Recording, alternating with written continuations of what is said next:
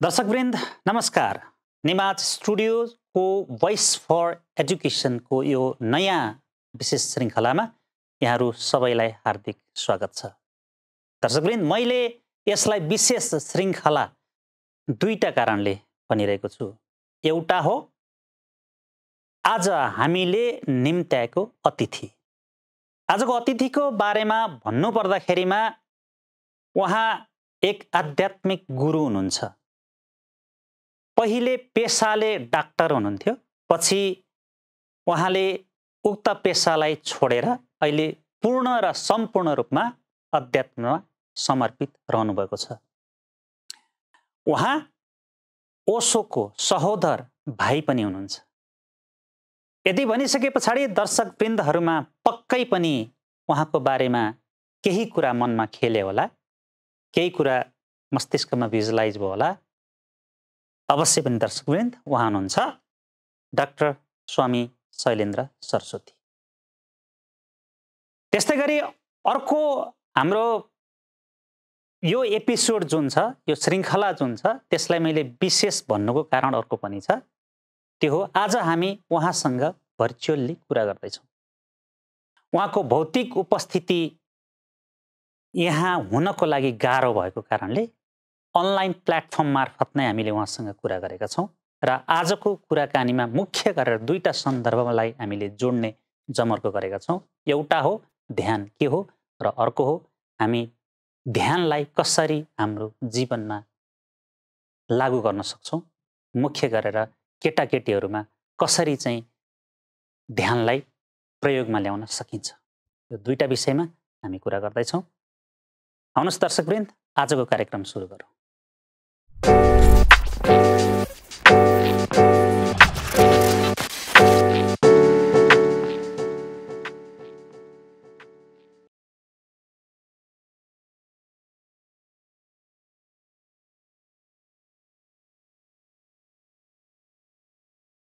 स्वामीजी प्रणाम।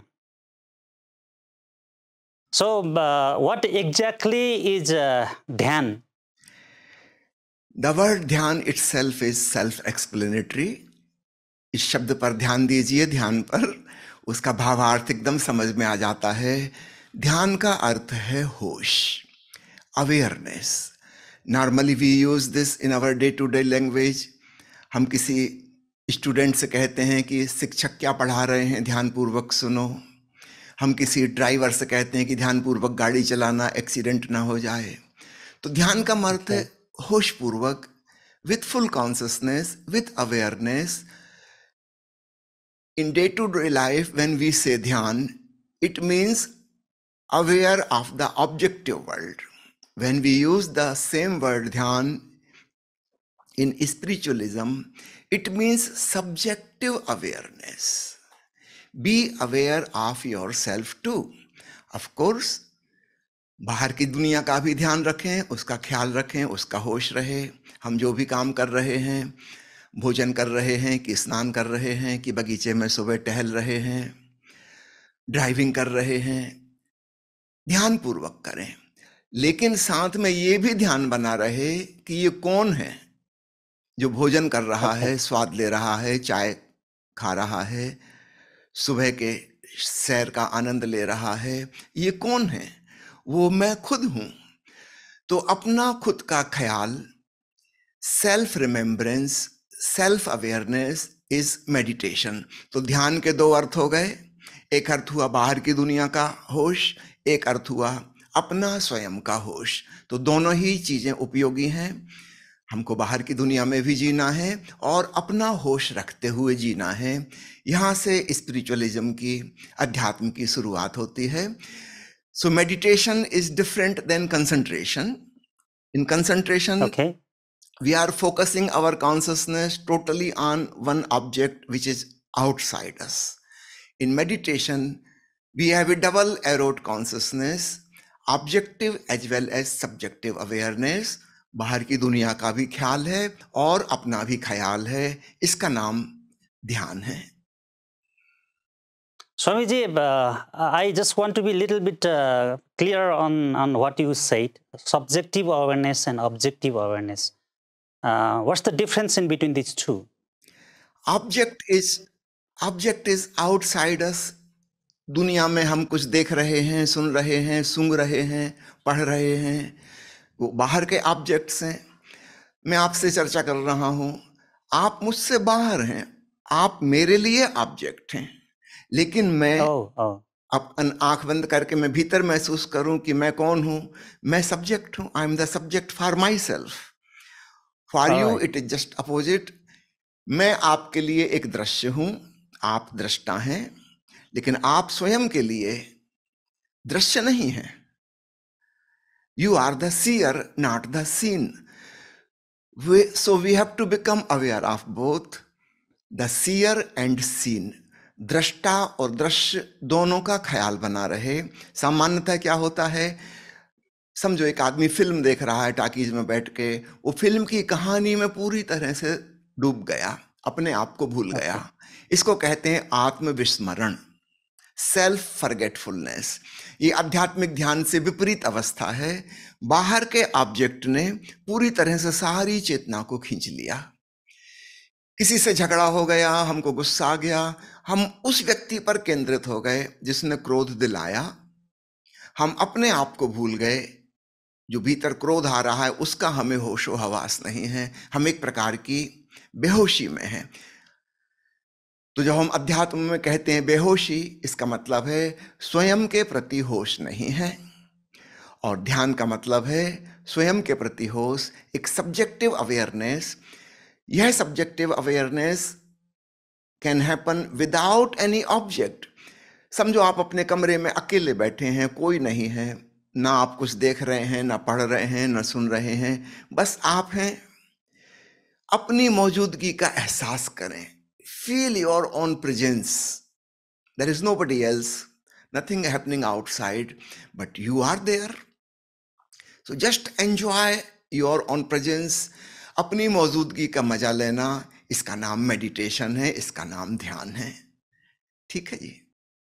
Swami ji, you said that subjective awareness is to study, I don't know whether it's the applicable term or not, to go inside us deeper and deeper. Am I right? Yes, perfectly right. जैसे जैसे हम अपने प्रति होश बढ़ाएंगे, हमारी स्वयं में गहराई बढ़ती चली जाएगी। सबसे पहले हमें अपनी शरीर की क्रियाओं का पता चलेगा। That is the most superficial layer of our self. मैं चलता हूँ, उठता हूँ, बैठता हूँ, कुछ क्रियाकलाप करता हूँ। This is physical, people can observe from outside also. फिर मेरा अपने प्रति होश और बढ़ता है, तब मुझे अपने मानसिक जगत का, मेंटल वर्ल्ड का पता चलता है। मेरे भीतर विचार चल रहे हैं, कुछ कल्पना आ गई, कोई स्मृति आ गई, मैं किसी चिंता में पड़ा हूं। ये भीतर की मन की बातें हैं, दूसरे को दिखाई नहीं देंगी, बट मुझे दिखाई देंगी। मुझे पता है मेरे मन में क्या चल रहा है। जब हम इसके प्रति होशपूर्ण हो जाते हैं, फिर हम एक और गहरी परत पे पहुंच जाते हैं। वो है हमारा हृदय, भावनाओं का जगत। वहां कभी खुशी है, कभी उदासी है, कभी हम प्रफुल्लित हैं, कभी हम दुखी हैं, कभी हम नाराज हैं, कभी हम करुणा भाव से भर गए। बहुत प्रकार की दुर्भावनाएं और सद्भावनाएं हैं। कभी घृणा आ गई, हिंसा की भावना आ गई, और कभी दया और क्षमा की भावना आ गई। ये भावनाएं हैं, विचारों से ज्यादा गहरी। तो जैसे जैसे हम अपने भीतर जाएंगे, सबसे पहले अपने शरीर की क्रियाओं का पता चलेगा, उसके बाद सेकंड लेयर अपने मानसिक जगत का पता चलेगा, और तीसरी परत अपने हृदय की भावनाओं का पता चलेगा। Emotions coming and going. याद रखिएगा, कोई भी इमोशन टिकती नहीं है। अंग्रेजी में भावना को इमोशन कहते हैं। इसका मतलब है that which is always in motion, in movement, it comes and goes. प्रेम का झोंका आता है, थोड़ी देर को रहता है, चला जाता है। गुस्सा आती है, थोड़ी देर में चली जाती है। ठीक इसी प्रकार विचार भी आते हैं, जाते हैं, कोई भी टिकता नहीं, थोड़ी देर के मेहमान हैं। लेकिन अब हम और भीतर पहुंच गए, जहां हमको पता चलता है कि हमारी चेतना है, कॉन्शसनेस, वो आती जाती नहीं है, वो वहां सदा सदा मौजूद है। तो ऐसा समझें, हमारी चेतना, consciousness is like sky, And thoughts and Okay. emotions are like clouds. So clouds come and go, but the sky remains all the time. The sky is eternal. तो जैसे जैसे हम सचेत होते जाते हैं अपनी शारीरिक क्रियाओं के, मानसिक क्रियाओं के, भावनात्मक क्रियाओं के, हमें एक चौथे तत्व का एहसास होता है। उपनिषद के ऋषि उसको कहते हैं तुरिया। तुरिया का मतलब होता है दी फोर्थ, चौथा। वह चौथा हमारी आत्मा है, चैतन्य है। वो सदा सदा है। शरीर कभी क्रिया करता है, कभी विश्राम करता है, हमेशा क्रिया में नहीं रहता। मन भी कभी विचार करता है, कभी नहीं करता है, कभी कभी निर्विचार अवस्था भी हो जाती है। हृदय में भावनाएं भी आती हैं, जाती हैं, कभी कभी कोई भी भावना नहीं होती। लेकिन हम इन सबको जानने वाले, हम सदा सदा होते हैं। Who is that real self? तो वो आत्मा, वो चेतना मेरा वास्तविक स्वरूप है। बाकी की सब चीजें आती हैं, जाती हैं, वो मेरा होना नहीं है।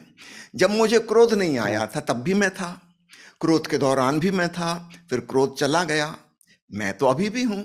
इसका मतलब मैं क्रोध नहीं हूं। एक अच्छा विचार आया, थोड़ी देर टिका, चला गया। एक बुरा विचार आया, वो भी थोड़ी देर रहा, चला गया।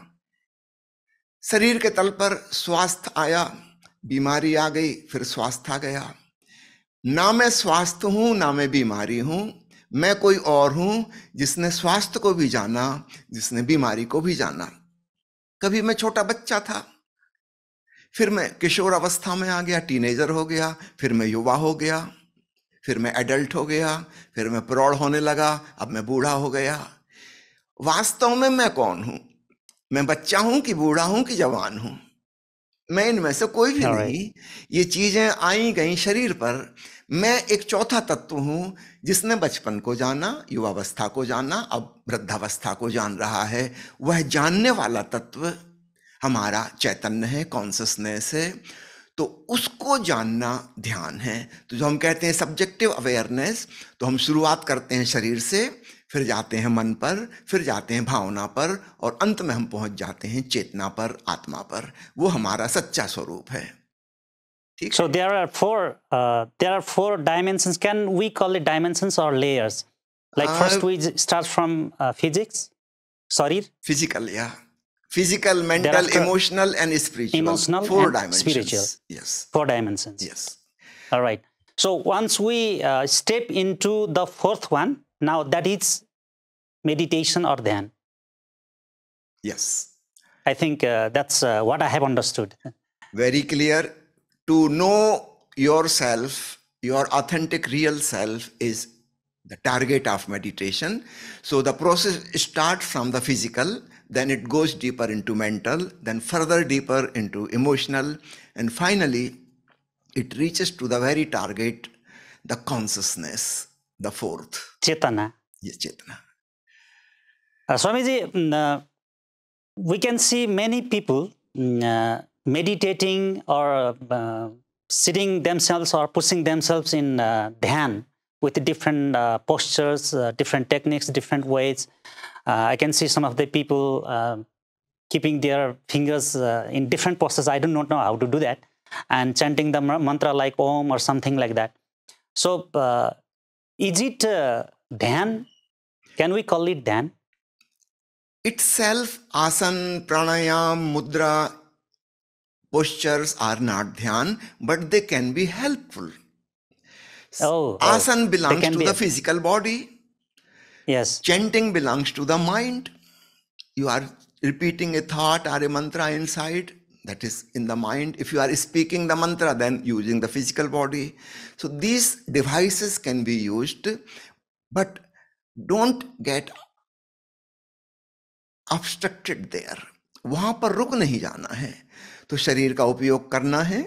आप कंठ से बोल सकते हैं मंत्र, 2-3 मिनट बोल लीजिए, बहुत है। फिर मन ही मन बोल लीजिए, मुंह से मत बोलिए, मन ही मन उच्चार करते जाइए। फिर उसके भी साक्षी हो जाइए कि मेरा शरीर, मेरा मन अभी बोल रहा है, मैं इसको जान रहा हूं। और फिर मानसिक जाप को भी छोड़ दीजिए 2 मिनट बाद। वो जानने वाला चैतन्य जो है वो अभी भी है। जब मंत्र खत्म हो गया, और तब एक अद्भुत घटना घटती है। हमको अपनी ही चेतना में एक महामंत्र ओम जैसी ध्वनि सुनाई देती है, जो हम नहीं कर रहे। We are not using our body, our mind, nothing. It is happening by itself. It is the very music of existence. The celestial sound, something like Om, not exactly Om, something similar. A humming sound is going on. That is quality of the consciousness. So once we have reached there, there is no need to chant mantra. The use of our mudra is finished, over. Now we have reached to the target. अब दो प्रकार की गलतियां होती हैं। कुछ लोग हैं जो योगाभ्यास करते रहते हैं, शरीर की कवायद करते रहते हैं, मंत्र जाप करते रहते हैं, आसन प्राणायाम मुद्रा इत्यादि इत्यादि करते रहते हैं और जिंदगी भर यही करते रहते हैं। वो साक्षी चैतन्य तक, ओंकार तक पहुंच ही नहीं पाते। और फिर उनको देखकर दूसरे लोग नफरत करने लगते हैं कि हम जानते हैं इनको इतने सालों से ये ध्यान कर रहे हैं, इनको तो कुछ हुआ नहीं, ये तो आदमी वैसे के वैसे हैं, कोई परिवर्तन नहीं हुआ, no transformation has happened. Other people start feeling detached कि हमको इसमें इंटरेस्ट नहीं, इस करने से क्या फायदा। तो दो प्रकार के लोग हैं, दोनों गलतियां कर रहे हैं। जिन्होंने आसन प्राणायाम मुद्रा बंध मंत्रोच्चार छोड़ दिया वे भी गलत हैं, इसका उपयोग करना होगा। और जो केवल इसी में अटक गए वो भी भटक गए। ये कोई लक्ष्य नहीं है, वो अटक गए और भटक गए। तो हमको यूज भी करना है और छोड़ भी देना है। It is just, meditation is like medicine. When we are sick we take the medicine, but once we are healthy we forget all about medicine. अगर हम भी अभी भी मेडिसिन लेते जाएंगे तो अब तो उसके साइड इफेक्ट हो जाएंगे, नुकसान हो जाएगा, लाभ नहीं होगा। ठीक ऐसे ही मेडिटेशन भी एक औषधि है। These two words, medicine and meditation, has come from the same Greek root, which means healing. So medicine heals our physical body and meditation heals our consciousness. So both have the healing capacity. तो लेकिन इनका उपयोग तभी तक करना है जब तक हीलिंग नहीं हुई। जैसे ही हम अपने साक्षी चैतन्य में रम गए, ओंकार की ध्वनि गूंजने लगी, बाकी की चीजें व्यर्थ हो गई, उनको छोड़ दो। महर्षि पतंजलि ने अपने योग शास्त्र में अष्टांग योग की बात कही है, जहां उन्होंने शुरुआत से गिनाया है। उसमें आसन आ गए, प्राणायाम आ गया, उसके बाद प्रत्याहार आ गया, फिर अंत में 3 चीजें आती हैं, धारणा ध्यान समाधि। वो असली बात है, धारणा ध्यान समाधि। लेकिन लोग बाहर की 5 चीजों में अटक के रह जाते हैं, यम नियम प्राणायाम आसन इत्यादि इत्यादि, बस यही करते रहते हैं। तो ये तो पतंजलि के द्वारा बहिरंग कहे गए हैं, योग के बहिरंग, outer steps towards the yoga. असली बातें 3 हैं, धारणा ध्यान समाधि, उनको कहा है योग के अंतर अंग। तो ऐसा समझे 5 सीढ़ियां हैं मंदिर की, और फाइनल 3 स्टेप्स में हम मंदिर के भीतर प्रवेश करते हैं। तो कुछ नासमझ हैं, वो मंदिर की सीढ़ियों पर बैठ गए और वो वहीं बैठे रहते हैं जिंदगी भर, वो भी मंदिर में नहीं पहुंचे। और जब वो मंदिर में नहीं पहुंच पाए तो उनको देखकर दूसरे लोग चिढ़ने लगते हैं कि हम इनको जानते हैं, इतने सालों से कर रहे हैं, कुछ तो इनको हुआ नहीं, वैसे के वैसे हैं। वास्तव में उनको कुछ नहीं हुआ, साधारण आदमी जैसे ही हैं। इसलिए अन्य लोगों को फिर एक प्रकार की विरक्ति हो जाती है, वो कहते हैं योगाभ्यास में कुछ नहीं रखा। उन्होंने फिजिकल एक्सरसाइज को ही योगाभ्यास समझ लिया। योग के 8 अंग हैं, उन्होंने पहली और दूसरी सीढ़ी को ही सब कुछ समझ लिया, तब तो बात नहीं बनेगी। ऊपर मंदिर तक जाना है धारणा ध्यान समाधि में। ठीक है जी। So Swami ji, when we sit for dhyan, well, the physical bodies or whatever the gestures and other things, mudras and whatever the things that we use, that can be somehow managed. But once we sit for meditation or dhyan, then start thoughts. And even after we go beyond the thoughts, there come feelings. So how to get rid of these 2 things so that finally we can reach at the 4th stage, what you have said is turiya. If we take how can we do it? Yes, this question is asked by all the meditators. Because somehow we have got a wrong concept. हमारी धारणा गलत है। हम सोचते हैं कि मन से लड़ना है, अपने हृदय की भावनाओं का, प्रकृति का विरोध करना है, उनको रोक देना है। जैसे ही हम ये शुरू करेंगे, हम बुरी तरह से थक जाएंगे और हार जाएंगे। इसमें हम कभी नहीं जीत सकते। हमें अपने मन से लड़ना नहीं है, मन को वॉच करना है। ये दो बातें बिल्कुल अलग अलग हो गई। एक में हम विचारों के विरोधी हो गए, दुश्मन हो गए, और हम कह रहे हैं कि इन विचारों को हम हटा देंगे, मिटा देंगे। भीतर कोई भावना आ गई और हम उसके शत्रु हो गए और हम इस भावना का गला घोंट देंगे।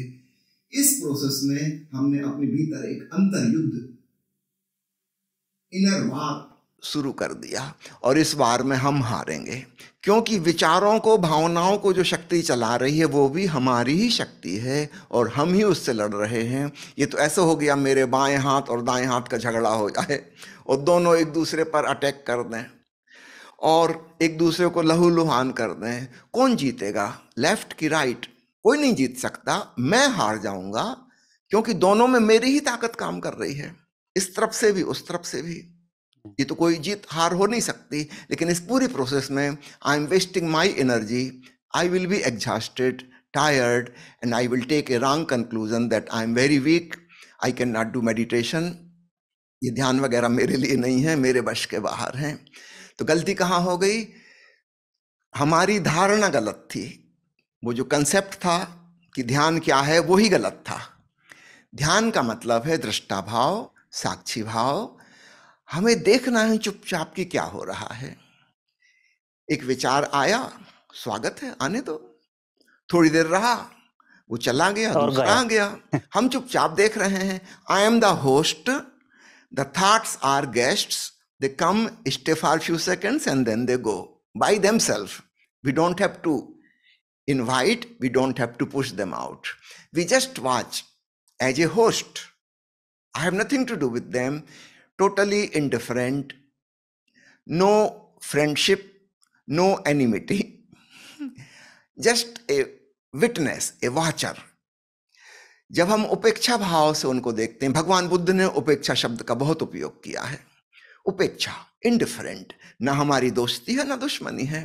आए हैं तो ठीक, चले जाएंगे तो ठीक। ना हमने बुलाया, ना हमने उनको हटाया। हम चुपचाप अपने साक्षी भाव में रम गए। तब हम पाएंगे धीरे धीरे विचारों का आना कम हो गया, because we are not taking interest in them.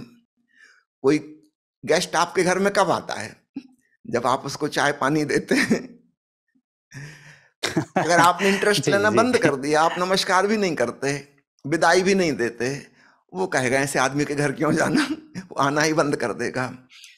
तो हमारे विचार और हमारी भावनाएं धीरे धीरे हमारे घर आना बंद कर देते हैं और हम अपनी शांत निर्विचार अवस्था में स्थित हो जाते हैं।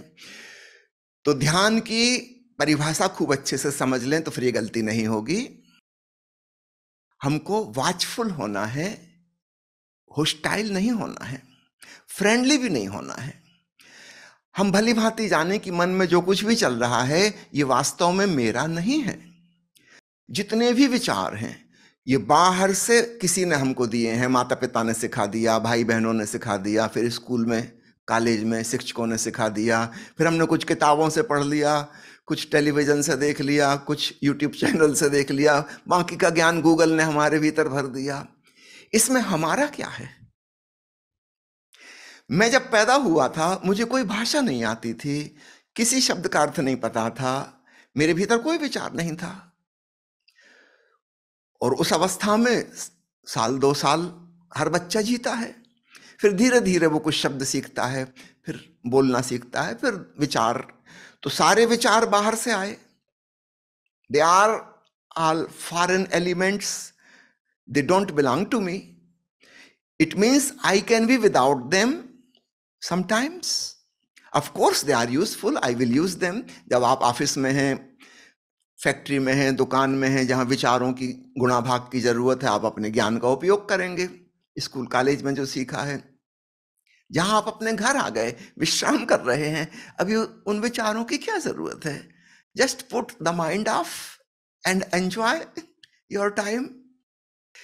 ये कला ध्यान में आ जाती है कि जब हमको जरूरत होगी, mind is just a biological computer.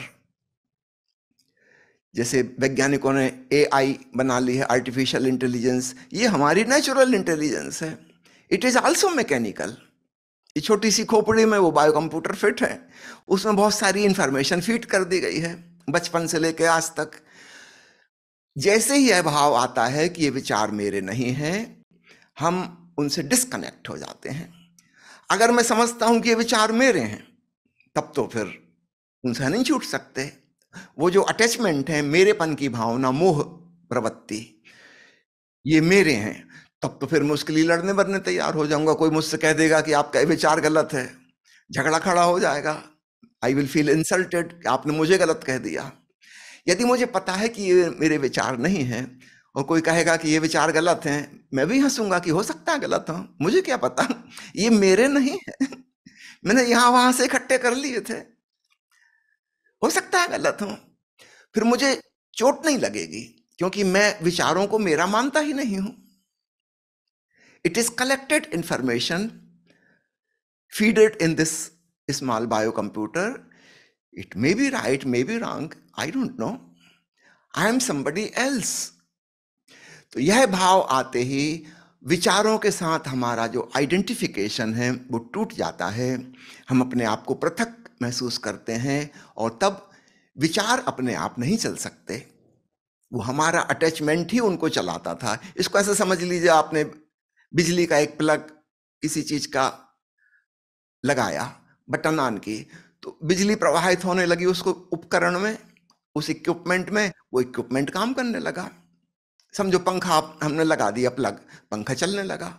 यदि हम प्लग निकाल लेंगे, क्या पंखा चल सकता है? थोड़ी देर पुराने मोमेंटम से घूमता रहेगा, लेकिन कुछ देर बाद बंद हो जाएगा, क्योंकि उसको एनर्जी मिलनी तो बंद हो गई। तो our identification with the mind is the plug. From there, our conscious energy flows in the mind and thoughts start moving. If we unplug this, that means we become disidentified. ये विचार मेरे नहीं हैं, तो विचारों को ऊर्जा मिलनी बंद हो गई। हमारी आत्मा ही तो उसमें शक्ति डाल रही थी, और जब शक्ति डालना बंद हो गई तो कितनी देर चलेंगे? 2-4 मिनट पुराना मोमेंटम धीरे धीरे धीरे खत्म हो जाएंगे। तो इस प्रकार मन से लड़ना नहीं है, झगड़ना नहीं है, चुपचाप देखना है साक्षी बनकर। इसको कहते हैं विटनेसिंग कॉन्शियसनेस, वॉचफुलनेस। ये ध्यान का सूत्र है, ठीक है? जस्ट टू बी अ द्रष्टा, yes, a complete watcher, seer, whatever we say. Yes. Swamiji, I'm confused in two terminologies, particularly in English. In Purviya culture, Purviya Sanskriti, we call it dhyan. Can we translate this word dhyan into either meditation or mindfulness? Because I have heard so many people using this term mindfulness nowadays. What I feel is meditation is all about evacuating ourselves, right? Then why do we call it mindfulness? There is no proper word in English and in European languages, क्योंकि वहां पर ध्यान पैदा ही नहीं हुआ। ध्यान पूरब के ऋषियों की खोज है, इसलिए ऋषि को हम अंग्रेजी में सीयर कहते हैं, फिलोसोफर नहीं कहते हैं। पश्चिम में फिलॉसफी पैदा हुई। फिलॉसफी का मतलब होता है सोचना, विचारना, किसी समस्या का हल निकालना, कोई इंटेलेक्चुअल सिद्धांत निर्मित करना। उस फिलॉसफी की ही एक ब्रांच फिर विज्ञान हो गई, साइंस हो गई। आज भी कोई साइंस में एमए करता है, फिर रिसर्च वर्क करता है, चाहे वो फिजिक्स में, केमिस्ट्री में कर रहा है, उसको हम डिग्री देते हैं PhD, doctor of philosophy. Why philosophy? पश्चिम में फिलॉसफी पैदा हुई थी, फिर फिलॉसफी की एक ब्रांच धीरे धीरे साइंस बन गई। तो पुराना शब्द PhD अभी भी चल रहा है। वहां पर ध्यान नहीं खोजा गया। ये पूरब और पश्चिम का एक भेद है। पूरब में विज्ञान नहीं खोजा गया, हमने आउटसाइड वर्ल्ड में उतनी रुचि नहीं ली, हम अपनी खोज में लगे। हमारे यहाँ के जो प्रतिभाशाली लोग थे बुद्ध हों कि महावीर हों कि राजा जनक हों कि महर्षि पतंजलि हों कि भगवान कृष्ण हों, इनकी खोज स्वयं की खोज थी। आत्म साक्षात्कार, आत्मज्ञान, सेल्फ रियलाइजेशन, ये मुख्य बिंदु था। तो पूरब की सारी प्रतिभा भीतर की खोज में लगी और पश्चिम की सारी सभ्यता, संस्कृति और वहाँ की जो प्रतिभा थी वो बाहर की खोज में लगी। उससे फिलॉसफी पैदा हुई और साइंस पैदा हुआ। जैसे पूरब के आदमी को अगर वास्तव में वैज्ञानिक दृष्टिकोण अपनाना है तो उसको पश्चिम में जाके पढ़ाई लिखाई करनी होगी। पूरब में सब नकल है, नंबर 2 है।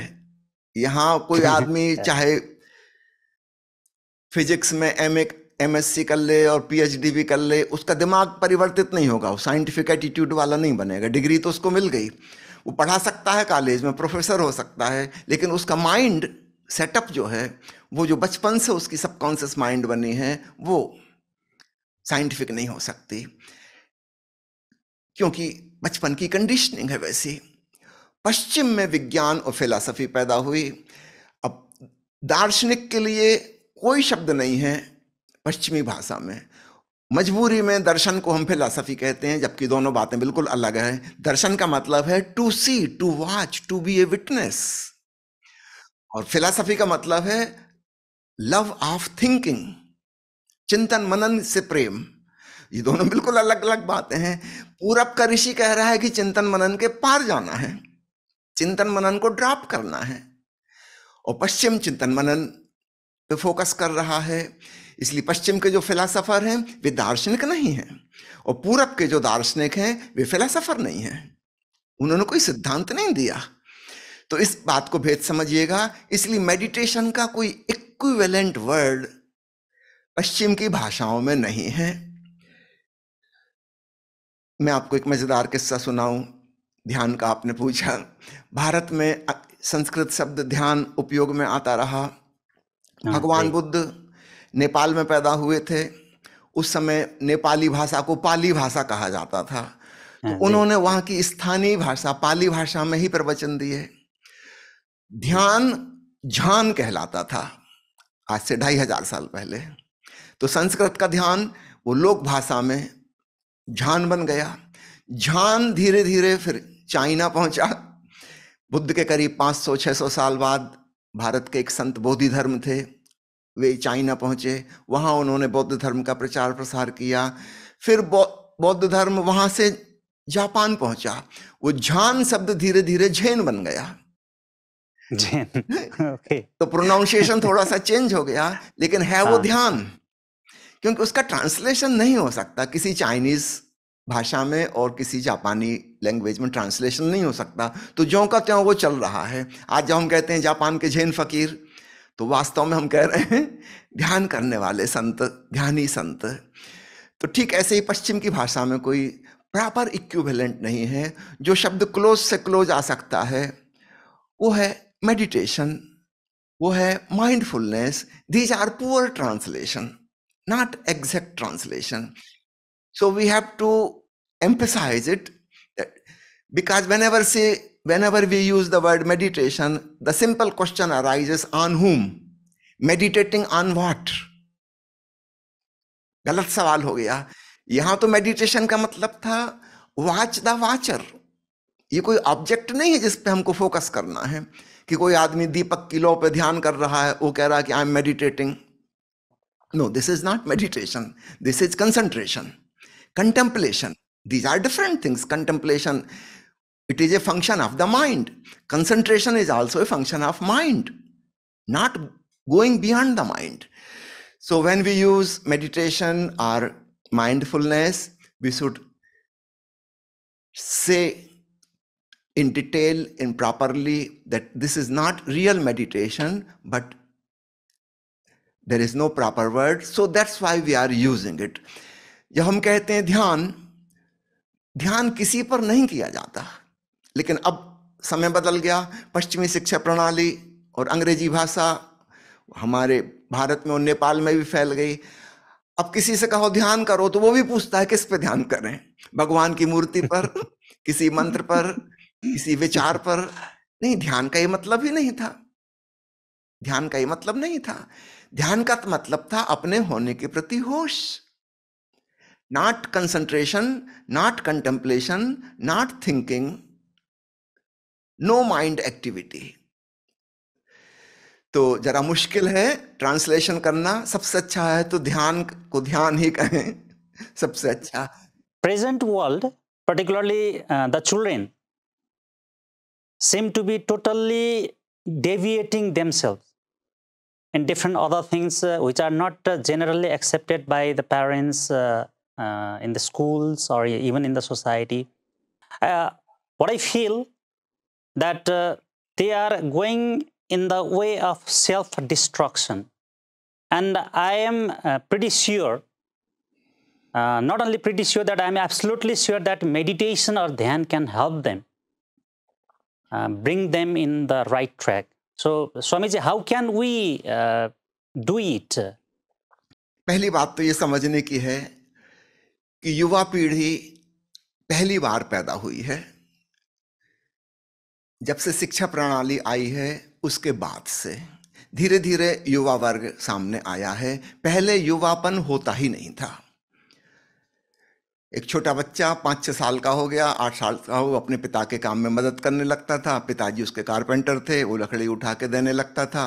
10-12 साल का होते होते धीरे धीरे वो बढ़ईगिरी, कारपेंटरी की कुछ चीज़ें सीख जाता था। 15 साल 16 साल में शादी हो जाती थी, और पहले तो बाल विवाह हो जाते थे। 17-18 साल में तो वो स्वयं पिता बन जाता था और गंभीर जिम्मेवारियां उसके कंधों पर आ जाती थीं। एक छोटी लड़की है, 4-5 साल की हो गई, वो माँ के किचन में हाथ बटाने लगी, खाना पकाना सीखने लगी, घर के दूसरे काम काज करने लगी। 8-10 साल की हो गई, वो अपने छोटे भाई बहनों को संभालने लगी।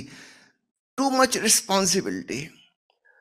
15-16 साल की होते होते वो खुद माँ बन जाएगी। 20 साल तक होते उसके 3-4 बच्चे हो जाएंगे। So many responsibility. जिंदगी बड़ी गंभीर थी पहले। बचपन के बाद सीधा बुढ़ापा आ जाता था। There was no gap. Teenager जैसी कोई चीज थी नहीं कि जहां पे टोटली फ्री हैं, कोई रिस्पॉन्सिबिलिटी नहीं है, पैसा भी नहीं कमाना है, पेरेंट्स कमा रहे हैं, और पूरा टाइम है और एनर्जी है, and body is full of energy. और पहली बार फ्रीडम मिली है, माता पिता से दूर, बच्चे हॉस्टल में रह रहे हैं अपने हम उम्र के बीच में। पहले ये संभव ही नहीं था। हमेशा घर में दादा दादी थे, नाना नानी थे, 2 पीढ़ी 3 पीढ़ी 4 पीढ़ी तक थी, पर नानी भी मौजूद थी, ग्रैंड मदर। किशोरावस्था जैसी कोई चीज घटित ही नहीं होती थी। जब तक किशोरावस्था आई तब तक तो बच्चे पैदा हो गए, खुद ही माता पिता बन गए, गंभीर जिम्मेवारियां उनके सिर पे आ गई। खेल कूद के दिन ही नहीं थे, किशोरावस्था नहीं थी, युवावस्था भी नहीं थी। तो हजारों साल से बचपन के बाद सीधा प्रौढ़ता और वृद्धावस्था आ जाती थी। नाम मात्र के ही हम होते थे कि 20 साल के हैं, 22 साल के, लेकिन जवानी नहीं थी, कोई उपाय नहीं था, प्रेम की कहीं कोई जगह नहीं थी। विवाह तो पहले ही हो चुका। जब यह भी नहीं पता था विवाह का मतलब क्या है, उस समय में विवाह हो गया। मेरे पिताजी की उम्र 13 साल थी और मां की उम्र 9 साल की थी जब विवाह हो गया। और 4 साल बाद मेरी दादी जी की मृत्यु हो गई। मां को मायके से बुला लिया गया जब वो 12 साल की थी। अब 12 साल की लड़की, मेरे पिताजी, उनके 2 भाई और 2 बहनें, 5 लोगों का परिवार, और मेरे ग्रैंडफादर 6 लोग, सास है नहीं। 12 साल की लड़की को वह सब करना पड़ रहा है जो एक सास करती, एक मां करती। जी, जी। किशोरावस्था थी कहां, युवावस्था थी कहां, इतनी जिम्मेवारियां आ गई। उस उम्र में मेरी मां को रोटी पकाना नहीं आता था, दाल चावल बनाना नहीं आता था, क्योंकि वो मेरे नाना नानी की इकलौती संतान थी और कोई नहीं था। तो उन्होंने बड़े लाड़ प्यार से पाला था, घर का कोई काम नहीं करवाया था। अब अचानक एक संयुक्त परिवार की जिम्मेवारी, संयुक्त परिवार फिर बढ़ता ही चला जाता है आए दिन। हम खुद 11 सगे भाई बहन हैं, 10 हमारे कजिन भाई बहन हैं, और 2 हमारी बुआ के बच्चे हैं। हमारी बुआ की डेथ छोटी उम्र में हो गई। आप सोच लो हमारा परिवार कितना बड़ा। 2 दर्जन से ज्यादा तो हम भाई बहन ही हो गए, है ना। जी और जी सबसे जी बड़ी बुजुर्ग मेरी माँ, छोटी सी उम्र में ही। तो ये मैं कह रहा हूं कि पहले तो बचपन के बाद सीधा बुढ़ापा आ जाता था। अब हम एक नई फेज से गुजर रहे हैं जहां पर किशोरावस्था है, life is full of energy, they want to do everything anything, they want to explore, और उनके पास शक्ति है, ताकत है, उनके पास सुविधा है, उनके ऊपर कोई जिम्मेवारी नहीं है। और फिर युवा हो गए और उनके भीतर प्रेम का भी जन्म होगा और प्रेम संबंध बनेंगे, उसमें सब कुछ होगा। पॉजिटिव पक्ष भी होगा, नेगेटिव पक्ष भी होगा। वो डिप्रेशन में भी जाएंगे, गर्लफ्रेंड नाराज हो गई, गर्लफ्रेंड दूसरे बॉयफ्रेंड से प्रेम करने लगी, पता चला वो ड्रग्स लेने लगे, शराब पीने लगे, यहां से अब सेल्फ डिस्ट्रक्टिव टेंडेंसी शुरू होगी।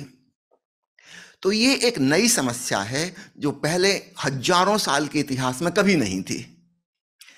तो we are facing a new challenge, a new problem, and of course we have to deal with it in a new way. अब कोई सोचे कि हम गीता पढ़ के और कुरान पढ़ के और रामायण में से इसका हल निकाल लेंगे, तो नहीं निकलेगा। उस समय ये समस्या ही नहीं थी। ये नई समस्या है जो अभी अभी आई है, इसका हमें एक नया समाधान ढूंढना होगा। और हमारे प्यारे सदगुरु ओशो ने बहुत अच्छा समाधान दिया है। उन्होंने कहा है प्राइमरी स्कूल से ही बच्चों को ध्यान सिखाया जाए, थोड़ी देर के लिए शांत बैठ जाएं, अपने भीतर आनंद मगन हो जाएं। और उन्होंने बच्चों के लिए स्पेशल ध्यान की टेक्निक बनाई है जिसमें बच्चों को इंटरेस्ट आए।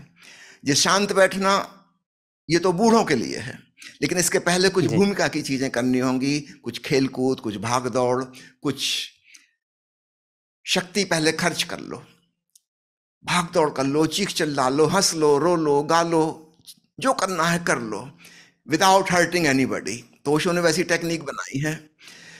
So you express what ever is inside your mind, और 10 मिनट 15 मिनट में आप थक जाओगे, और वो बच्चा खुद ही कहेगा कि अब बस बैठना चाहता हूं, तो हम कहेंगे ठीक बैठ जाओ।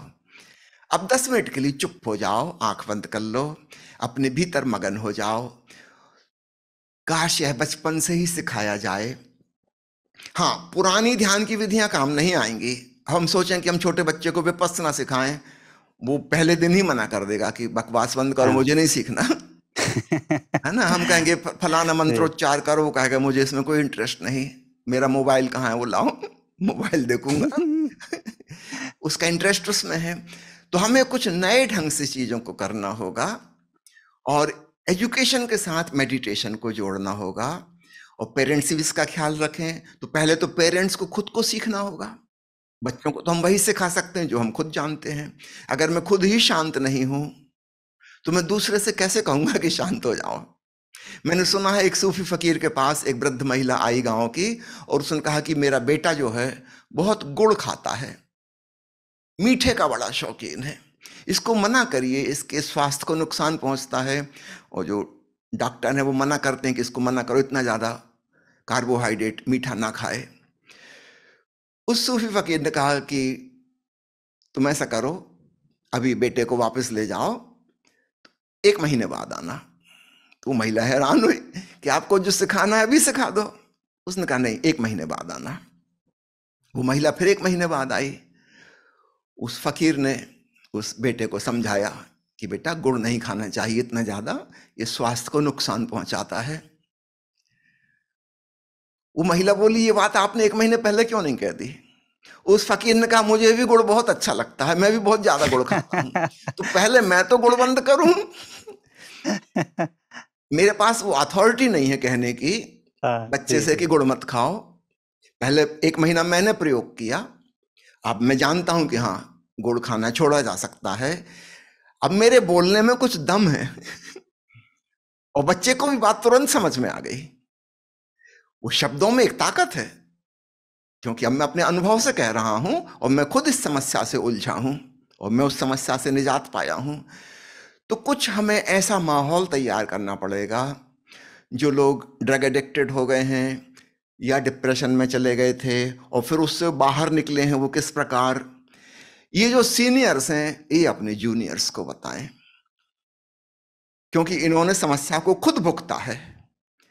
जब एक लड़के की गर्लफ्रेंड से उसका ब्रेकअप हो गया, वो किस दुख से गुजरा है ये वो ही जानता है, वो कैसे इसके वो पार निकला ये भी वही जानता है। अपने किसी जूनियर को ये समझाएगा तो समझ में आएगी, टीचर समझाएंगे कुछ समझ में नहीं आएगा, माता पिता कुछ कहेंगे कुछ समझ में नहीं आएगा, क्योंकि ये समस्या आपने झेली नहीं है। आप क्या जानो गर्लफ्रेंड क्या होती हो, संबंध टूटना क्या होता है। मैं तो सुसाइड करने को तैयार हूं अगर वो लड़की नहीं मिलेगी तो। उसकी भावनाएं, याद रखिएगा, ऐसी भावनाएं पहले पनपने का मौका ही नहीं था, देयर वाज नो चांस। तो हम एक नई संस्कृति की सीढ़ी से गुजर रहे हैं, नई समस्याएं हैं और इनके समाधान भी नए होंगे। मेडिटेशन को एजुकेशन के संग जोड़ा जाए, लेकिन मेडिटेशन वो पुराने प्रकार के नहीं चलेंगे। ओशो ने जो ध्यान की विधियां बनाई हैं, जिनको हम कहते हैं एक्टिव मेडिटेशन टेक्निक्स, जिसमें कुछ सक्रियता है, उनका उपयोग करना होगा। बच्चों को उनमें बड़ा रस आता है। समझो एक सूफी डांस है, दरवेश नृत्य, गोल गोल घूमने का, बच्चों को बड़ा मजा आता है। 10-15 मिनट गोल गोल घूमेंगे, उसके बाद पेट के बल गिर जाएंगे जमीन पर दोनों हाथ फैलाकर और 5 मिनट चुपचाप पड़े रहेंगे, बड़ा मजा आएगा, धरती के साथ जुड़ गए, एक हो गए। डायनेमिक मेडिटेशन है ओशो का, मिस्टिक रोज मेडिटेशन है जिसमें हंसना और रोना है। बच्चों को बहुत मजा आएगा हंसना रोना, फिर बाद में साक्षी हो जाना। तो नए Swami ji, excuse me, you said 2 types of meditation to be applied for the children. One is dynamic and another is mystic rose. Mystic rose, Sufi whirling, no mind meditation, born again meditation. These techniques will be very applicable and interesting to children. और बाद में 5 minute चुप बैठ के Vipassana. All right. खेल खेल में ध्यान, meditation with playfulness. That's really great. So if we apply these, either of these techniques, not necessary to apply all. No. From time to time we have to change the technique, otherwise it becomes boring. तो थोड़े दिन, एक हफ्ते के लिए हमने समझो dynamic meditation किया, एक हफ्ते के बाद उसको ड्रॉप कर दिया, फिर दूसरा किया, तीसरा किया, चौथा किया। ओशो ने हमको सैकड़ों विधियां दी हैं। ओशो की एक किताब है ध्यान योग, प्रथम और अंतिम मुक्ति, अंग्रेजी में उसका टाइटल है meditation the first and last freedom. Osho की एक दूसरी किताब है ध्यान विज्ञान। तो इन किताबों को पढ़ें, इसमें बहुत सी विधियां ऐसी हैं जो विशेषकर छोटी उम्र वालों के लिए हैं, उनको बहुत मजा आएगा। और जब उनको मजा आएगा तभी वो उसको कंटिन्यू करेंगे। अगर किसी चीज में हमको मजा नहीं आया तो टीचर के कहने से या माता पिता के कहने से 2-4 दिन कर लेंगे, फिर छोड़ देंगे, वो बात नहीं बनेगी। तो कुछ इंटरेस्टिंग होना चाहिए, रुचिकर होना चाहिए, और कुछ ऐसी बात हो जो हमारी इंटेलेक्ट को डाइजेस्ट हो जाए। पुराने धर्म की भाषा आज के आधुनिक मनुष्य को हजम नहीं होती, वो भाषा पुरानी पड़ गई है ना। आज अगर हमें किसी को कुछ समझाना है, उसको साइंटिफिक वे से, साइकोलॉजिकल वे से समझाना होगा। अगर उसको बात समझ में आ गई तो वो खुद करेगा। तो ओशो ने जिस ढंग से अध्यात्म को प्रस्तुत किया है वो आधुनिक मनुष्य के लिए बहुत उपयोगी है। और यही वजह है कि आज करोड़ों लोग ओशो को पढ़ते हैं, यूट्यूब पर सुनते हैं, करोड़ों लोग। पतंजलि की योग शास्त्र को पढ़ने में किसी की रुचि नहीं है, लेकिन ओशो ने पतंजलि पर जो 100 प्रवचन दिए हैं, it is science of the soul. एक वैज्ञानिक भी पढ़ना चाहेगा और प्रयोग करना चाहेगा ओशो की कही बात को।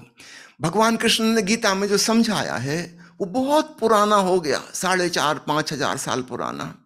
अब वो संस्कृत भाषा कोई नहीं जानता, उसका अर्थ किसी को समझ में नहीं आता। लेकिन ओशो ने जब गीता दर्शन पर 350 घंटे प्रवचन दिए, वो अद्भुत है, अनूठा है। जो व्यक्ति ओशो की किताब पढ़ना शुरू कर देगा वो पढ़ता ही चला जाएगा। It is so interesting. तो ना केवल बच्चों के लिए, बड़ों के लिए भी धर्म का नया रूप हर युग में प्रस्तुत होता है और वही सबके काम आता है। पुरानी बात आउट ऑफ डेट हो जाती है, लैंग्वेज बदल जाती है, भाषा की मीनिंग चेंज हो जाते हैं, वो हमारे काम के नहीं हैं। हम जिस प्रकार की जिंदगी जी रहे हैं, जितनी तनाव भरी, हमारा वायुमंडल बदल गया। हम दिल्ली के निकट रहते हैं, आपको पता ही है। अभी 2 दिन पहले एम्स हॉस्पिटल के फेफड़े के सर्जन हैं, शल्य चिकित्सक, लंग्स कैंसर का विशेष कर इलाज करते हैं, उन्होंने बताया कि 35 साल पहले जब उन्होंने एम्स दिल्ली में सर्विस ज्वाइन की थी, उस समय जब फेफड़े का ऑपरेशन करते थे, फेफड़ा लाल रंग का दिखाई देता था। कभी कभी किसी के फेफड़े में ब्लैक स्पॉट्स नजर आते थे। और आज 35 साल बाद दिल्ली और एनसीआर आसपास के रहने वाले लोगों के फेफड़े ब्लैक कलर के निकलते हैं। स्पॉट्स ही स्पॉट्स पूरे में रहते हैं। लाल रंग का फेफड़ा बोले यदा कदा कभी देखने को मिलता है, कोई मरीज बाहर से जब आता है तब। दिल्ली वासी का फेफड़ा तो काले रंग का हो चुका है। एक आदमी चेन स्मोकर दिन भर में जितना पॉइजन अपने भीतर ले जाता है, दिल्ली की हवा में उतना तो मुफ्त में जा रहा है बिना खर्च किए। एवरीबडी वेदर स्मोकर और नॉन स्मोकर।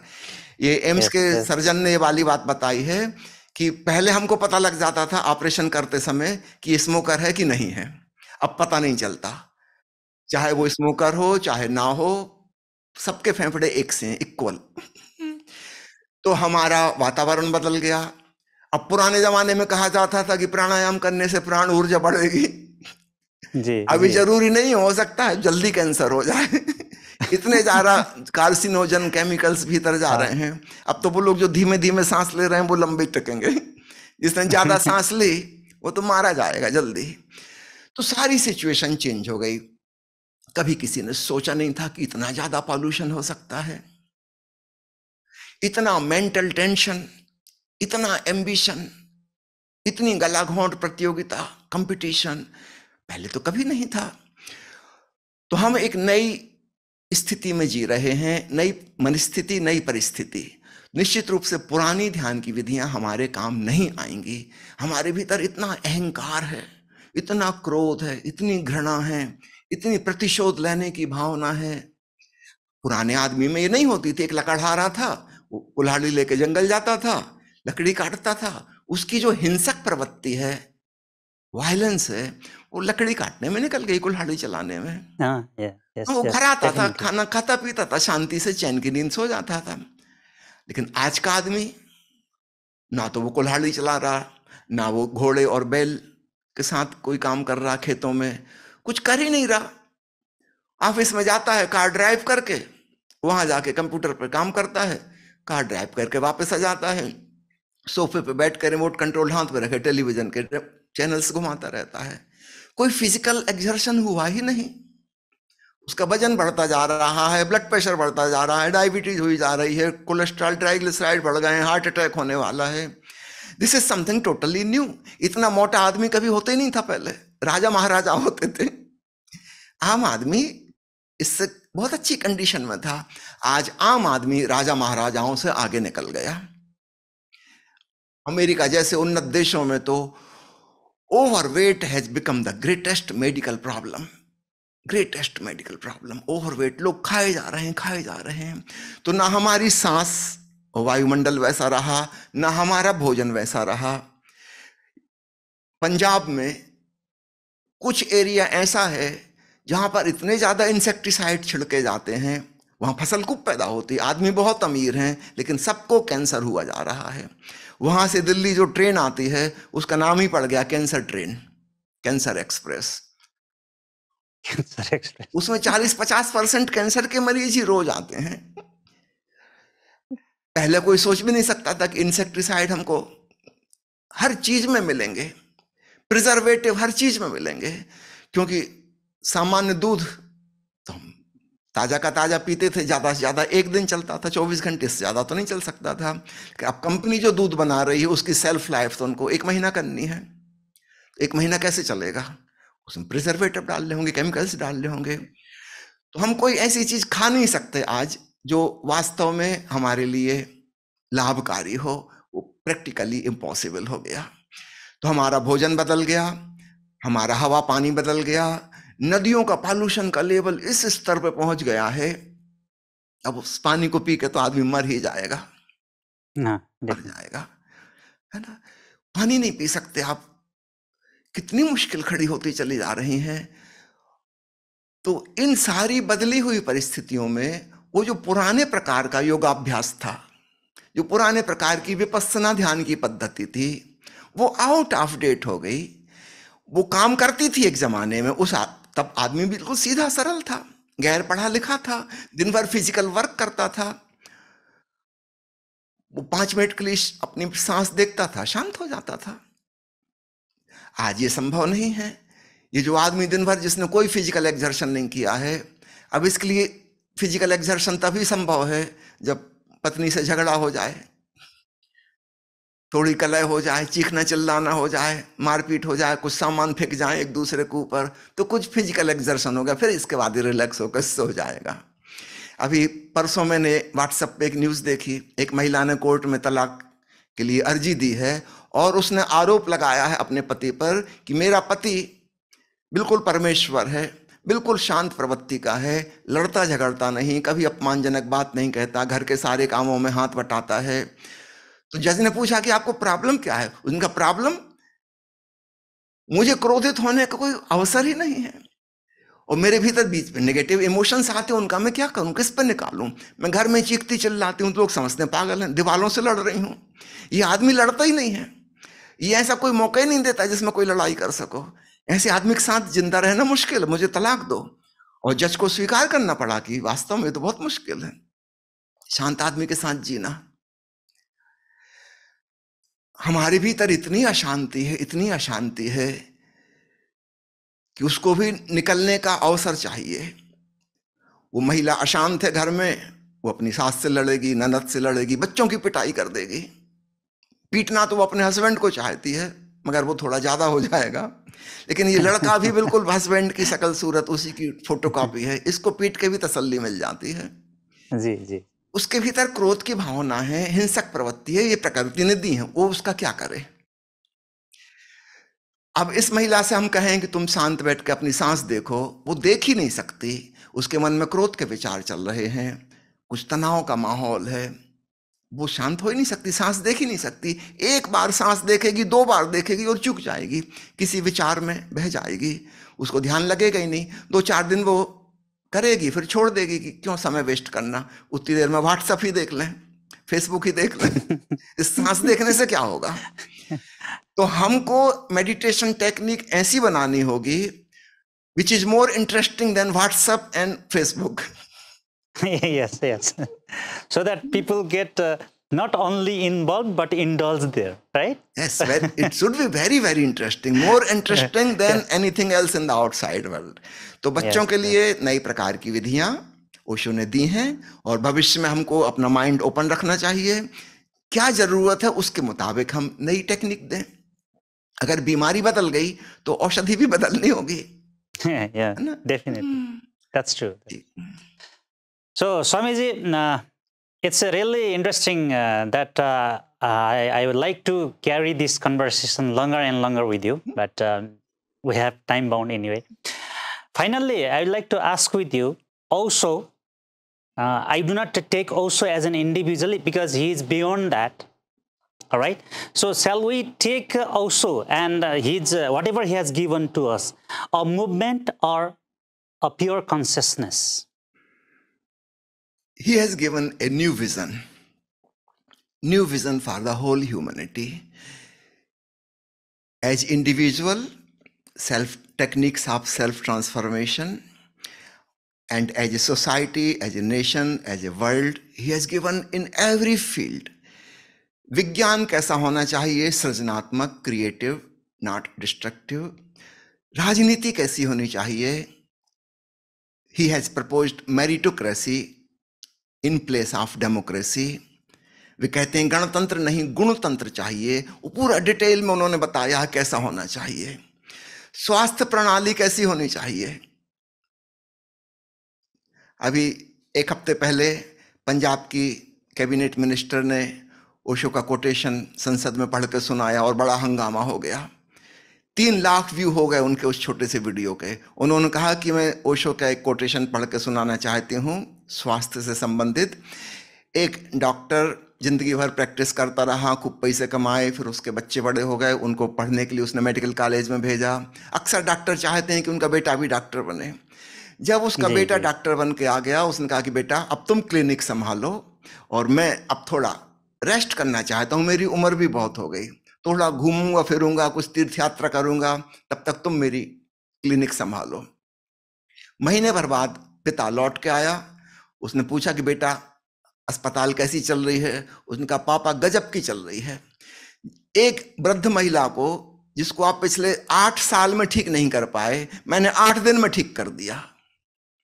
उस बूढ़े बाप ने अपना माथा ठोंक लिया कि नालायक, यू इडियट, उसी वृद्ध महिला की कमाई से तो तेरी पढ़ाई हुई है, तू डॉक्टर बना है, तू क्या समझता है मैं उसको ठीक नहीं कर सकता था? तू बड़ा होशियार बन गया, तूने बर्बाद कर दिया। उसको तो लटका के रखना था, अमीर मरीजों को तो लटका के रखना, उनको कभी ठीक नहीं होने देना है। इस कैबिनेट मिनिस्टर ने संसद में यह स्टेटमेंट दिया और उसने कहा कि ओशो कहते हैं कि हमारी जो स्वास्थ्य सेवाएं हैं उसका बेसिक स्ट्रक्चर चेंज होना चाहिए। अभी हम पेमेंट करते हैं डॉक्टर को जब हम बीमार पड़ते हैं तब, तो डॉक्टर का न्यस्त स्वार्थ, वेस्टेड इंटरेस्ट इसमें है कि लोग बीमार रहें। ऊपर ऊपर से ऐसा लगता है कि वो बीमारी को ठीक करता है, पर वो चाहता यह है कि बीमारी रहे, बीमारी खत्म ना हो जाए। अगस्त सितंबर में जब गर्मी पड़ती है और ह्यूमिडिटी होती है, खूब बीमारियां होती है, मक्खी मच्छर होते हैं, डॉक्टरों को बड़ा प्रसन्न देखेंगे, वो कहेंगे अरे आजकल बड़ा अच्छा सीजन चल रहा है। ये मक्खी मच्छर हमारे भोजन दाता हैं, उन्हीं से रोजी रोटी चलती है। वायरस और बैक्टीरिया हमारे माई बाप हैं, अगर वो ना रहे तो हमारा चौपट हो जाए काम। तो ओशो ने कहा है कि व्यवस्था उल्टी होनी चाहिए। जब कोई व्यक्ति स्वस्थ है तो अपने डॉक्टर को, उस एरिया के हॉस्पिटल को पेमेंट करे, और जब वो बीमार पड़ जाए वो पेमेंट नहीं करेगा। हॉस्पिटल का फर्ज है उसकी देखरेख करना, उसको ठीक करना, ताकि डॉक्टर का इंटरेस्ट लोगों की हेल्थ में हो, ना कि सिकनेस में हो। सरकार अस्पताल चला रही है, डॉक्टरों को, मेडिकल स्टाफ को इस बात की तनख्वाह दे कि तुम्हारे एरिया के लोग स्वस्थ हैं, इस बात की तनख्वाह मिलनी चाहिए, उनको रिवार्ड मिलना चाहिए। लेकिन जब बीमार पड़ेंगे तब पैसा नहीं मिलेगा, तब तनख्वाह कट जाएगी। अभी ओशो की क्रांतिकारी दृष्टि उसने भारत की संसद में प्रस्तुत की। निश्चित रूप से हंगामा तो मचेगा। तो मैं आपसे कहना चाहता हूं कि जीवन का कोई भी क्षेत्र हो, ओशो ने अपनी रिवोल्यूशनरी आइडिया उस क्षेत्र में दिए हैं, हर क्षेत्र में, चाहे वो कला हो, चाहे विज्ञान हो, चाहे शिक्षा हो। जब वे स्वयं प्रोफेसर थे उस समय उनके प्रवचनों की एक किताब है शिक्षा में क्रांति, एक दूसरी किताब है सम्यक शिक्षा, रिवोल्यूशन इन एजुकेशन, कैसी हो शिक्षा, बिल्कुल नए ढंग की। तो ओशो एक मूवमेंट है जो आगे सैकड़ों साल तक ऑनगोइंग मूवमेंट रहेगा। So his consciousness for a devotee, for a meditator, but as far as outside world is concerned, संसार के लिए एक क्रांतिकारी मूवमेंट है। उसको जब जबलपुर में रहते तब उन्होंने एक संस्था बनाई थी, उसका नाम रखा था युवक क्रांति दल। क्रांति, हर क्षेत्र में उन्होंने क्रांतिकारी विचार दिए। इतना क्रांतिकारी, इतना प्रतिभाशाली व्यक्ति कोई नहीं हुआ। कोई एक फील्ड में होता है, एक पर्टिकुलर फील्ड में। ओशो ने पूरे जीवन के सब पक्षों के बारे में अपनी मौलिक सूझबूझ दी। तो मैं कहना चाहूंगा आपसे अंत में यही, ओशो की सारी शिक्षाओं को अगर हम बहुत संक्षेप में करना चाहें, क्योंकि 650 किताबें हैं, है ना, बहुत संक्षेप में करना चाहें तो मैं आज सभी दर्शकों को, श्रोताओं को यह बताना चाहूंगा कि ओशो साधना मंदिर के स्तंभ हैं 4: जीवन का सम्मान, ध्यान, प्रेम, ओंकार। ये 4 बातें। रिवरेंस फॉर लाइफ, जीवन का सम्मान, रिवरेंस फॉर लाइफ। पुराने धर्म जीवन विरोधी थे, वे कहते थे जीवन जीने योग्य नहीं है, वे उसकी निंदा करते थे, आलोचना करते थे, कहते थे इसको त्याग दो। नहीं, ओशो हमें त्याग नहीं सिखाते। He does not teach us renunciation, he teaches us celebration of life. तो जीवन के प्रेम में, सम्मान में जियो, जीवन को परिपूर्णता से जियो। कुछ छोड़ना नहीं है, कहीं भागना नहीं है, यहीं रहना है और अच्छे से रहना है। दूसरा कहते हैं ध्यान, मेडिटेशन, जिसकी हम विस्तार से चर्चा कर चुके। तीसरा तत्व है प्रेम। अतीत में प्रेम की भी निंदा की गई, आलोचना की गई, लेकिन अगर प्रेम समाप्त हो गया तो याद रखना फिर भक्ति भाव भी पैदा नहीं हो सकता। भक्ति प्रीति का ही उत्कृष्ट रूप है। Refined love becomes devotion. तो भक्ति, प्रेम, ओशो इस पूरे इंद्रधनुष को स्वीकार करते हैं, नीचे से लेके ऊपर तक, काम वासना से लेके पराभक्ति तक, ये पूरी रेंज है। तो अतीत में इसका भी तिरस्कार और अपमान किया गया, ओशो इसको स्वीकार करते हैं, क्योंकि अगर हमने बेस को ही हटा दिया तो फिर ऊपर का शिखर कैसे बनेगा। अगर किसी मंदिर की बुनियाद को हम खिसका दें, उसको स्वीकार ना करें, तो मंदिर का कलश कैसे रखाएगा, मंदिर ही निर्मित नहीं होगा। तो निश्चित रूप से काम वासना जीवन की बुनियाद है, स्टार्टिंग पॉइंट, लेकिन वहीं रुक नहीं जाना है। इसके ऊपर एक खूबसूरत मंदिर प्रेम का निर्मित होगा और उसके ऊपर भक्ति का कलश स्थापित किया जाएगा। ये तीसरा पॉइंट हुआ। और चौथा पॉइंट, ओंकार। हमारी चेतना में ब्रह्म का नाद गूंज रहा है, उस सेलेस्टियल म्यूजिक को सुनना है, ध्यान से, प्रेम से। उसको सुनते सुनते समाधि घट जाती है। ध्यान की गहरी अवस्था को समाधि कहते हैं। हम उसके संग एकात्म हो जाते हैं। ब्रह्म की ध्वनि को सुनते सुनते हम भी ब्रह्म रूप हो जाते हैं। उपनिषद का ऋषि कहता है, ब्रह्म को जानने वाला स्वयं ब्रह्म हो जाता है। ये घटना घटती है, अद्वैत, डुअलिटी नहीं बचती, भक्त और भगवान अलग अलग नहीं रह जाते, एक हो जाते हैं। तो ये चार बातें ओशो की, पुनः 2 पंक्तियां दोहरा देता हूं और यहीं पर अपनी बात समाप्त करूंगा। ओशो साधना मंदिर के स्तंभ हैं 4, जीवन का सम्मान, ध्यान, प्रेम, ओंकार। आखिरी में एक सूचना देना चाहूंगा कि हमारे ऑनलाइन कार्यक्रम हर ट्यूसडे मॉर्निंग से शुरू होते हैं और संडे तक चलते हैं, 1.5 आवर एवरी डे। इसको आप ऑनलाइन अपने घर में बैठे बैठे अटेंड कर सकते हैं। ओशो फ्रेग्रेंस की वेबसाइट है, यूट्यूब चैनल है, इसके द्वारा आप हमसे जुड़ सकते हैं। और मेरा मोबाइल नंबर 7027327372। हिंदी में बोल दूं तो याद हो जाएगा, क्योंकि उसमें तुक मिलती है। 70 273 273 72। ठीक है, 70 273 273 72, याद हो जाएगा। कविता जैसा है। आप मुझे व्हाट्सएप कर सकते हैं और कोई भी बात आपको जाननी हो, समझनी हो, स्वागत है। ओशो का सारा साहित्य, हिंदी और अंग्रेजी की 650 किताबें ई बुक के रूप में फ्री ऑफ चार्ज अवेलेबल हैं। ओशो के 5000 से अधिक ऑडियो प्रवचन, वीडियो प्रवचन, उनके ध्यान संगीत, डिवोशनल सॉन्ग्स के म्यूजिक और जितना भी म्यूजिक बना है वह सब फ्री ऑफ चार्ज उपलब्ध है। आप जो कुछ भी पाना चाहते हैं आप मुझको मैसेज कर दीजिए। हाँ, मैं फ़ोन नहीं सुनता, मुझे फ़ोन मत कीजिएगा, मैं नहीं उठाऊंगा फ़ोन, लेकिन आप मुझे टेक्स्ट मैसेज कर दीजिए, ईमेल कर दीजिए। मेरे नाम से ही मेरा ईमेल का है, swamishailendra@gmail.com। आप मुझे संदेश भेज दीजिए, मैं आपको वह सब चीज़ निःशुल्क उपलब्ध कराऊंगा, इसका आश्वासन देता हूं। बहुत बहुत धन्यवाद। Thank you Swami ji for your valuable words.